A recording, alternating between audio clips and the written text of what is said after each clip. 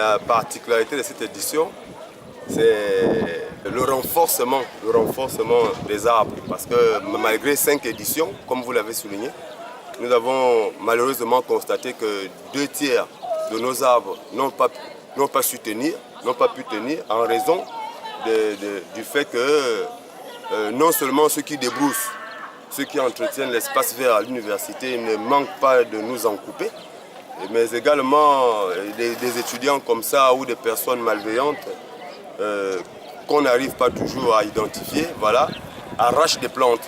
Et aussi par le fait naturel, des plantes avaient été plantées, mises en terre en saison sèche, vous vous souvenez. Aujourd'hui, nous avons ajouté, compensé ce vide-là, les arbres qui n'ont pas su tenir, les remplacer. Et surtout, on a renforcé d'autres voies. Cet ensoleillement-là entre le bâtiment du coup et la maison de l'étudiant que nous souhaitons diminuer, nous souhaitons recréer de l'ombre. Vous vous souvenez?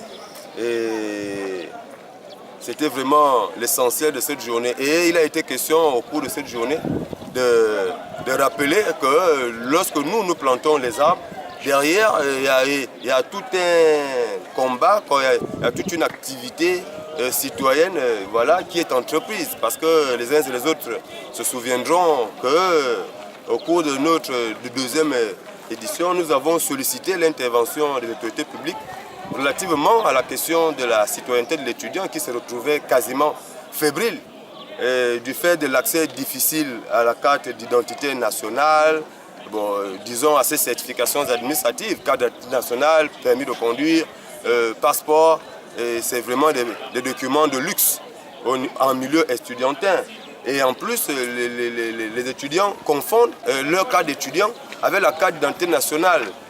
Et cette confusion ne manque pas de créer des problèmes. Nous demandons à ce que les autorités concernées prennent le problème toujours à bras le corps, qu'ils viennent à l'université installer les services de police qui fabriquent et produisent les cartes nationales d'identité aux étudiants sur place. Ce n'est pas un miracle. L'étudiant gabonais ne peut pas accuser autant de difficultés pour accéder aux certifications administratives dont il a besoin. Et là, nous avons souligné que monsieur le recteur de l'université en personne se saisisse de la question. Et voilà, pour que son supérieur hiérarchique, voilà, à la personne de monsieur le ministre en charge de l'enseignement supérieur, contacte ses collègues ministres de la justice, ministre de l'Intérieur, pour que la question soit résolue. Et voilà, ce sont les problèmes comme ça que nous soulevons à l'arrière-plan de notre plantation. Donc nous n'avons pas cessé de demander que quelqu'un nous accompagne dans ce précieux projet. Nous entendons arborer l'université en fruits.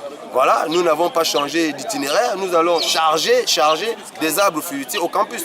Après le campus, nous irons au lycée, dans les écoles primaires. Nous allons mettre les arbres là où il faut et non seulement pour les besoins d'une meilleure lutte pour la protection de l'environnement, mais aussi pour contribuer à la nutrition, à l'alimentation des apprenants dans leur milieu.